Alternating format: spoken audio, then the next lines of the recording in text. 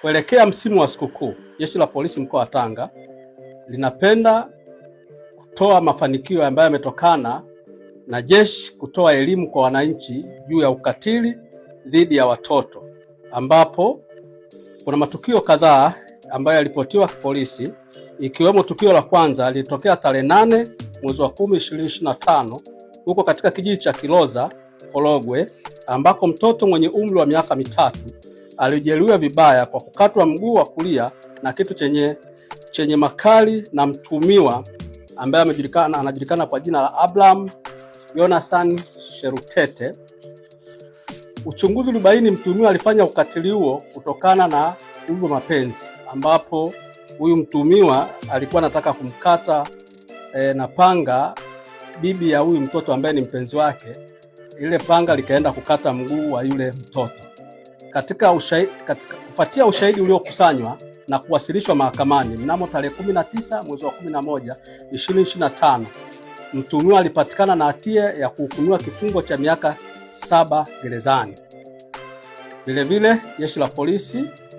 leo tarehe 24 mwezi wa 12 2025 limemfikisha mahakamani mtuhumiwa anayejulikana kwa jina la Isaka Clemens Ngulizi,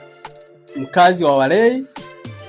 kwa kosa la kumshambulia na kumkata vidole vitatu mwanafunzi wa darasa la 4 mwenye umri wa miaka 11 mnamo tarehe 2 mwezi wa 12 2025.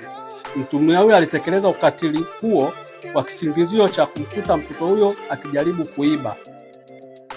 kuiba ndani ya nyumba yake. Jeshi la Polisi linatoa onyo kali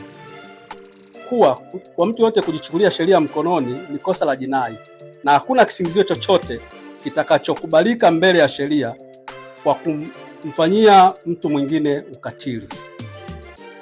Kutokana na mazingira ya matukio hayo, Jeshi la Polisi linatoa wito kwa jamii, hususan wazazi na walezi, kuongeza umakini wa ulinzi kwa watoto wadogo katika kipindi hiki cha sikukuu ambacho mara nyingi utawaliwa na baadhi ya wazazi na walezi kuacha watoto